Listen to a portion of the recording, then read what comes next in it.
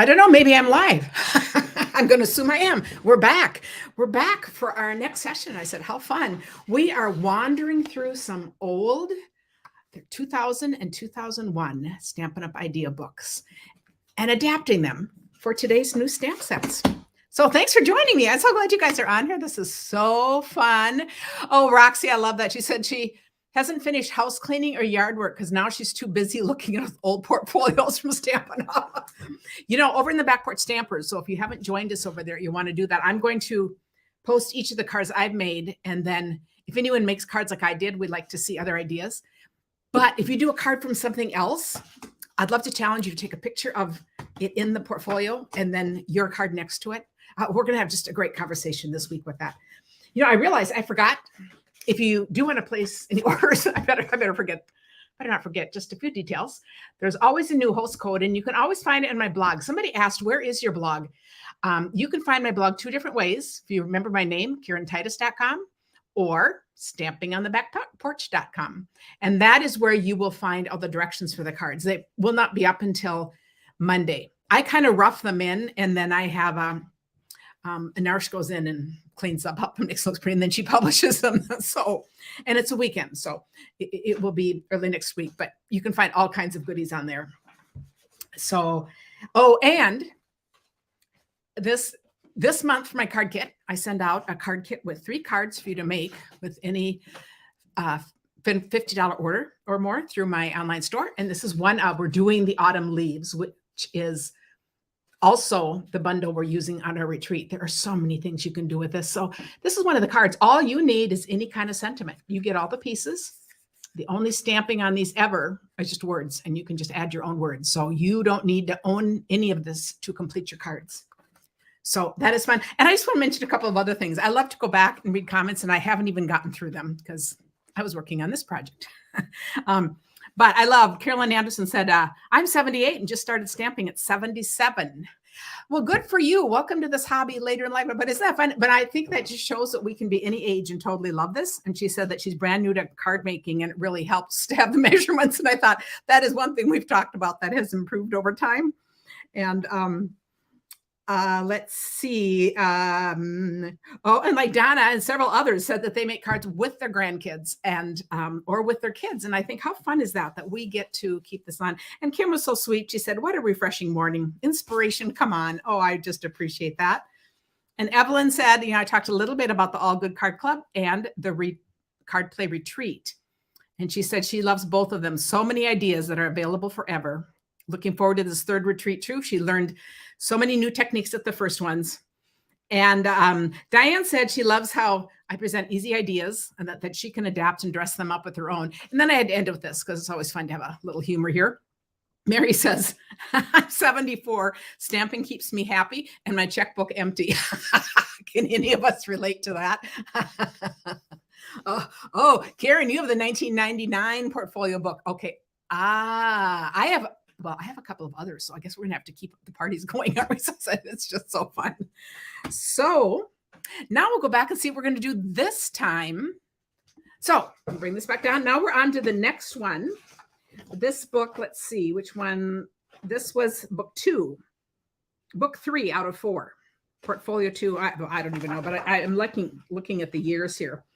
This is 2001. So see, I think these came out every 6 months and you collected a quarter. Am I right? Does anyone remember this? I was a demonstrator then, but I just don't remember. I don't remember some of the details. So I think that is so fun. Kathy said now she wishes she'd kept more of her books, which is just hilarious. Okay, we're going to look at what inspired me today. And there are 2 cards in here that inspired me. And again, if you look up the directions in the back, there are no directions. It just lists the supplies. Now, in these books, the card I did last time, it did not reference anyone. So then I would assume that Stampin' Up! Artists came up with it from their own team. If the ideas came from a demonstrator, which a lot of these did, then they gave them credit. So this card right here was made by Jody Riley. So isn't that fun too, to look back? And what this says is add an interesting border to this card by cutting around the stamped moths. So that's what this card said. And she used I think, well, I'm going to look that up. Let's see, because these are two different things. Okay, first I'll come look at this one. And then I was also inspired, same idea. Look at the same idea, cutting around the stamps. This is Karen Barber. Karen Barber, if you know her, she and I were on the advisory board together the same year. So we had two Karens on the board. So that's really fun. So I know her well, and it's so fun to go in here and look and see something that she's done. And what this says about this one is create an understated background for your greeting with fading swirls over the entire card. So these even mention all the other like cutting around. So they're just picking something. So this is 24C. I'm going to look this up in the back. I think I already did, and then I forgot to. I look up 24C.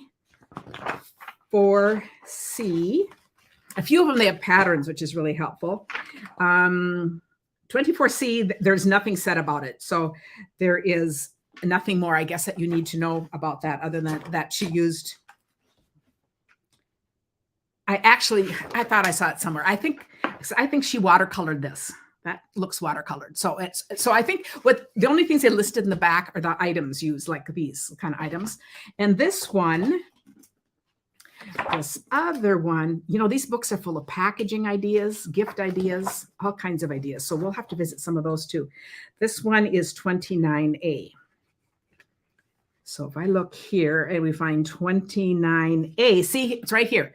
It just lists all the things, and she used Stampin' Pastels. That's how I know that she used pastels. So I'm using Stampin' Blends. So that's different at the beginning. So when you look at something, you're going to adapt it. What I'm noticing about this, I'm loving the speckled background. This one was done with a stamp. We're going to do it with splattering. And then this one was done with watercolor. And then it had an interesting background too. It looks like it might have some splatter. But what really caught my eye on both of these, so this is how we all notice different things, was the idea of coloring on colored cardstock. Because typically I use white or vanilla, and I just often need to be reminded all kinds of things work on colored cardstock. So that's actually the main thing I took from this. But these were the two ideas that inspired me. Okay, and then, oh, Cindy, thank you. She said she shared the last video with her Stampin' friends. So how fun is that? And then, so this is what we're going to do. You can see I've taken this idea. We're using colored cardstock. We're cutting around the edges. I'm using blends. So this is a third type of coloring. And then this is just my accent. This is from, and this is kind of a retro set. Well, this is very much a retro set anyway, so I thought it really worked. But this is a new punch. Love this punch. And look at the words that fit in it. Miss you. Thanks a million. Happy birthday. Think this skates are just wonderful. And this car is fabulous. And who remembers these colorful balls? I think they made a trend back. I don't know if it's now or recently. It seems like my grandkids have played with some things like that. So really a fun, useful set. So we're going to look at making this.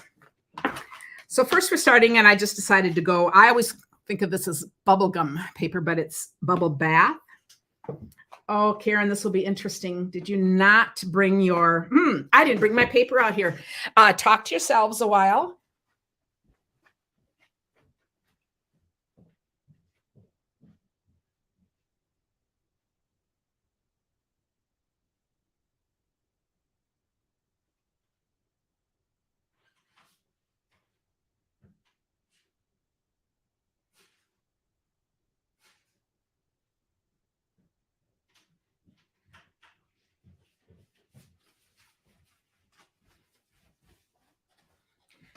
So if any of you joined late and are wondering if this was a silent, slow motion tutorial today, I'm glad you stuck around long enough to find out.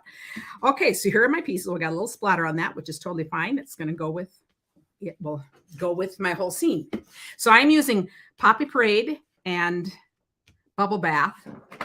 And then I just pulled out some colors here. So what were some of Stampin' Up's first colors? Oh, that is a good question. And here's a good question, because I'm not sure the answers, but which of our current colors go back to the beginning? I'm thinking Old Olive, but does anyone have a definitive response to that? What's around that was around back then? Now I'm going to put this skate on just kind of cattywampus like this. So I'm just kind of building this down the side of my card.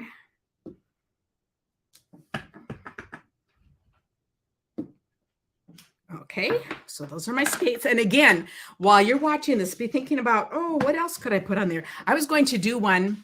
I ran out of time, but I was going to do the same idea using like a light color like crumb cake or something like that. And then flowers actually stamped in deeper colors down the side. So I'm going to challenge one of you to do that because I thought that would be a fun idea. That was going to be my next idea because then that would be very different from this one. Then I'm just taking the blends to color in. I am using the, someone is guessing cherry cobbler. You know, this is really a good question. I think we could find the answer and then that would make an interesting post. I will see if I can figure that out. So I'm going to use the pen part of this because I kind of want to stay right in the lines. Sometimes this kind of feathers out, especially I think on colored cardstock. So I'm just going to go through real quickly. And of course, I'm going to be very sloppy because I'm in a rush when I'm live. But I think this is such a fun, easy way to color. And I just picked these colors because they seem like kind of good retro colors. You know, it just kind of fits the whole mood here. So I'll put that on. And these on. So who roller skated on the old-fashioned roller skates? I actually have a very funny story. When I was in 8th grade, our church went to a neighboring town. So it was a big deal on the bus to go to a roller rink. And in 8th grade, I was very tall. And there were a whole lot of short boys in my class, if anyone can relate to that. And right behind me were all these short boys. And I was too embarrassed to tell them how big my feet were when you go up to get your size. So I made up a smaller size. And my skates were so miserable all night. And I actually lost the toenail on my big toe. It turned black and it actually fell off, all from that stupid embarrassment. Now, I'm just fine that I'm a size 10. It's just a large size for a woman. Isn't that funny? But, oh, the things that matter. And I think now, and I think, how in the world could you care? But you know, at the time, I did not want to be teased.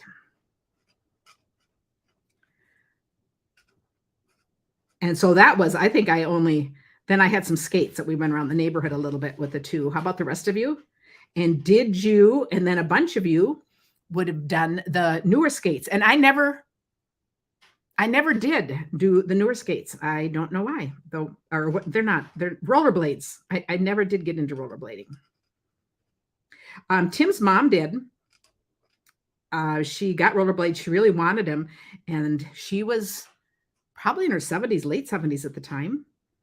And she went on them a few times. And then she told me one day, you know, I'm going to give them up just in case I fall. I just don't think I'm going to heal the same. And I thought that was so, as I thought, yeah, I think I'm thinking that. And I would have been in my 50s, you know. So anyway, okay. Some of you have never, yeah. Us older people have not always done that, but adjust fit with the key. Oh, yes, Diane, those skates. Oh, I remember those. Maria couldn't get her balance in the new ones. I actually think I tried once, but it was so much trouble figuring out how to stop. I just didn't feel safe in them. So I just gave it up, leave it to the young people. But I still think roller skating brings up such fond memories for so many of us being young, and including today with the, you know, it's one of those things that has stood the test of time. So I love to see kids when they're out with their skates. So then I'm just going to go around and do this. And I think what a fun idea. We could do this on all kinds of cards. So next I'm going to splatter it, and I can see I did not bring, oh, I guess I do by the magic of under here. I do have something to catch the splatters. But I thought I'd probably have to wash the table afterwards. And you know how often I do that? Not. So this is much better. So to do the splatters, I have my water painter. And I put a little bit of the Poppy Parade, which is that color, on here. And then I was just picking up some color from here. Just gonna make I pick up some color. And then I'm just gonna do this. I'm just gonna flick this and put it around. So isn't that cool? So fun way to get some background on something. And I could add more. I can't add less because I can't go back, but I could add more so you can stop whenever. Jean said she can barely stand up and walk in flat shoes, let alone roller skates. Yes. Well, I just know I'm not so interested now because I know we don't heal as well. So, oh, good. But how fun is that? So that's splattering. And I realized I don't do splattering enough. So that's one of the reasons too. I think it's fun to go back and look at something because it's like, oh, that reminds me. I haven't done that in ages.